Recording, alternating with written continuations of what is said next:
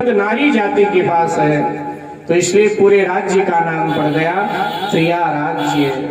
तो त्रिया राज्य में उस समय मैनाकिनी नाम की राजकुमारी शासन कर रही थी। मैनाकिनी अपूर्व सुंदरी थी मैनाकिनी, और श्री हनुमान जी महाराज की निष्ठावान भक्त थी। रानी मैनाकिनी थी त्रिया राज्य दरम्यान, नाम बदल कर हो गया अब जिसका शान। हनुमत को बर पाने के हित तप साधन यज्ञ तमाम किया, तप साधन यज्ञ तमाम किया, तप साधन यज्ञ तमाम किया। रघुपति की पूजा उसने की, राघो गुणगान तमाम किया, राघो गुणगान तमाम किया, राघो गुणगान तमाम किया। भीषण तप देखा कमल नयन, रानी के सन्मुख आए हैं, रानी के सन्मुख आए हैं, रानी के सन्मुख आए हैं। वर मांग तुझे क्या लेना है, कहकर रघुबर मुस्कुराए। वर मांग तुझे क्या लेना है, कहकर रघुबर मुस्कुराए।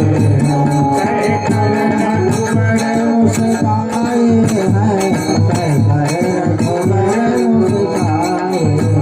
वर मांग तुझे क्या लेना है, कहकर रघुबर मुस्कुराए। कहकर रघुबर मुस्काए हैं, कहकर रघुबर मुस्काए हैं। राजकुमारी मैनाकिनी का शासन है। त्रिया राज्य की वो महारानी है, हनुमान जी की भक्त है। हनुमान जी को वर के रूप में पाना चाहिए, हनुमान जी से विवाह करना चाहिए, पति के रूप में मैनाकिनी उनका वर्ण करना चाहिए। मैनाकिनी ने विचार किया श्री राम जी के आराधना से हनुमान जी प्रसन्न होते। कोई राम नाम जपे, कोई राम नाम महिमा गावे, हनुमान जी बड़े प्रसन्न होते हैं। तो उसने हनुमान जी की आराधना उपासना के साथ भगवान श्री राम की भी आराधना उपासना किया, कठोर साधना किया। आज भगवान श्री राम राजकुमारी मैनाकिनी के सामने त्रिया राज्य में प्रकट हो गए। बोलिए श्री रामचंद्र भगवान की जय। आवाज नहीं आई, एक बार दोबारा बोलो, बोलो श्री रामचंद्र भगवान। अब लगा कि नीति विहार के लोगों की प्रीति भगवान में है। चाहे जहाँ नीति हो वहाँ भगवान से ही प्रीति होनी चाहिए। इसलिए एक बार दोबारा बोलो, बोलो श्री रामचंद्र। तो मैनाकिनी के सामने भगवान श्री राम प्रकट और कहा, राजकुमारी जी हम आपकी साधना से प्रसन्न हैं, क्या चाहती हैं? राजकुमारी मैनाकिनी ने कहा कि मुझे पहले वचन दो कि जो मैं मांगूंगी आप मुझे वो दोगे।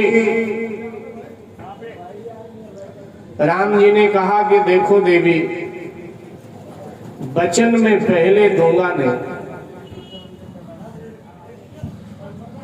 क्योंकि हम बिना समझे नहीं देते, हम सोच समझ करके देते हैं। वो तो भोले बाबा हैं जो बिना सोचे समझे दे देते हैं, लेकिन हम तो थोड़ा सोच समझ के देते हैं कि सामने वाले के लिए क्या उचित है क्या अनुचित है। तो इसलिए ऐसे हम वचन नहीं देंगे कि वचन देकर हम फंस जाए, फंसने वाला अपना काम नहीं। राम जी ने कहा पहले बताओ कि तुम क्या चाहते हो। फिर हम देखेंगे कि ये तुम्हें देना चाहिए या नहीं देना चाहिए, तभी बात बनेगी। तो मैनाकिनी हाथ जोड़कर खड़ी हुई, बोली भगवान मैनाकिनी ने वचन है सुना, मैनाकिनी ने वचन है सुनाया, मैनाकिनी ने वचन है सुनाया, मैनाकिनी ने वचन है सुनाया।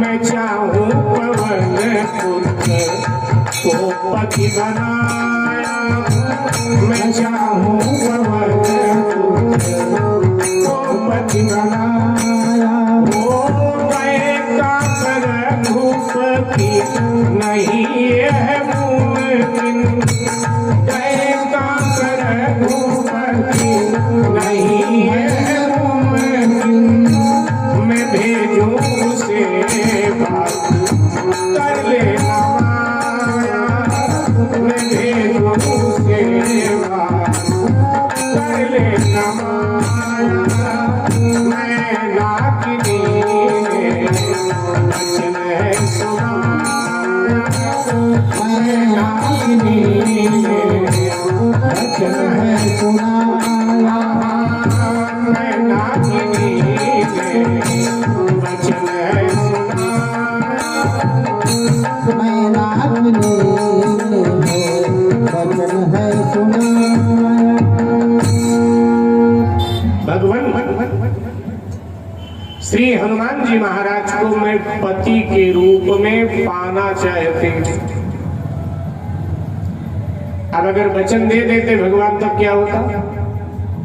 वचन दिया नहीं, कहा कि श्री हनुमान जी को मैं पति के रूप में पाना चाहती हूँ, बस हमें वरदान दे दो कि वो मुझे पति के रूप में प्राप्त हो जाए, मुझे पत्नी के रूप में स्वीकार करें, मुझसे विवाह करें। जैसे राम जी ने सुना तो पांव के नीचे से जमीन राम जी की खिसक गई, एकदम रघुनाथ जी पानी पानी हो गए और विचार करने लगे, अच्छा हुआ वचन नहीं दिया था, नहीं तो फंस जाता। भगवान श्री राम ने कहा कि देवी वो अखंड ब्रह्मचारी है, विवाह नहीं करेगा, कोई और वरदान मांगो। कभी भी वैवाहिक बंधन में नहीं बनेगा। मैनाकिनी ने कहा तो उनका वो हमें दर्शन दे, इस बात का तो वरदान दे, वो हमें दर्शन दे, उनका दर्शन हो, हनुमान जी का हमें दर्शन हो और हमें दर्शन हो तो हम बातचीत करके उनको रिझा लेंगे, उनको राजी कर लेंगे विवाह के लिए, फिर आपको कोई ऐतराज तो नहीं। भगवान ने कहा नहीं, अगर वो राजी हो जाए स्वयं विवाह के लिए तो मुझे क्या ऐतराज है, विवाह करना कोई बुरी बात थोड़ा, अगर वो विवाह करे अच्छी बात, हमने तो बहुत बार कहा विवाह कर लो, लेकिन नहीं मानते, तुम मना लेती हो तो अच्छी बात है, ठीक है। मैं तुम्हें ये वरदान देता हूं कि श्री हनुमान का अति शीघ्र तुम्हें दर्शन होगा। और ये कह करके भगवान श्री राम अंतर ध्यान हो गए और सीता जी के पास पधारे हैं। आए सीतापति प्रभु सीता जी के पास, जनक तनया से कहा रानी का इतिहास। भगवान श्री राम अंतर ध्यान हुए त्रिया राज्य से और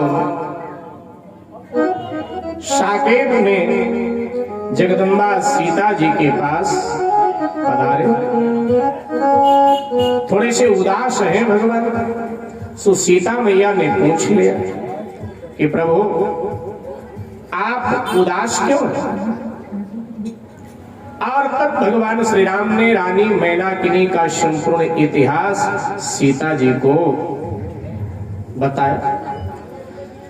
सीता जी ने कहा कोशिश तो आपको करना चाहिए, एक बार दो बार हनुमान को बुलाकर कि भाई विवाह कर ले। भगवान श्री राम ने कहा हमने तो बहुत बार कोशिश किया। सीता जी ने कहा वो तो किया है आपने, एक बार दोबारा कर लो। मैं भी कहती हूँ बुलाओ हनुमान, हम दोनों समझाते हैं, शायद अब मान जाए। तो भगवान श्री राम ने कहा ठीक है, एक बार और कोशिश कर लेते। भगवान श्री राम ने एक सेवक को भेजा। हनुमान जी सरजू के तट पर बैठे हुए भजन कर रहे थे। सो सेवक ने जाके हनुमान जी से कहा कि आपको राम जी ने बुलाया। सो हनुमान जी अति शीघ्र आते हैं और श्री सीताराम जी के चरणों में प्रणाम किया और बैठ गए। भगवान श्री राम ने कहा हनुमान, अंगद ने जरा सा उपकार किया, किष्किंधा का युवराज पद दिया। सुग्रीव ने जरा सा उपकार किया, किष्किंधा का राजपद दिया। विभीषण ने जरा सा उपकार दिया, लंका का राजपद दिया। और तेरे अनंत अनंत उपकार है, मैं तुझे कुछ दे नहीं पाया। मैं चाहता हूं ना कि तू विवाह कर ले, मैं तेरा ऋणी हूं, और विवाह कर लेगा तो मैं तेरे ऋण से पूर्ण हो जाऊं। सीता जी ने कहा कि हाँ बेटा विवाह कर लो, देखो मैं तुम्हारी माँ हूं और हर माँ चाहती है कि मेरे बेटे का विवाह हो, और फिर बेटे का विवाह हो, उसके बच्चे हो, हमको दादी कह कह करके बुलाना। पोता पोती तो देखना चाहती है, ऐसा ही है ना। देखो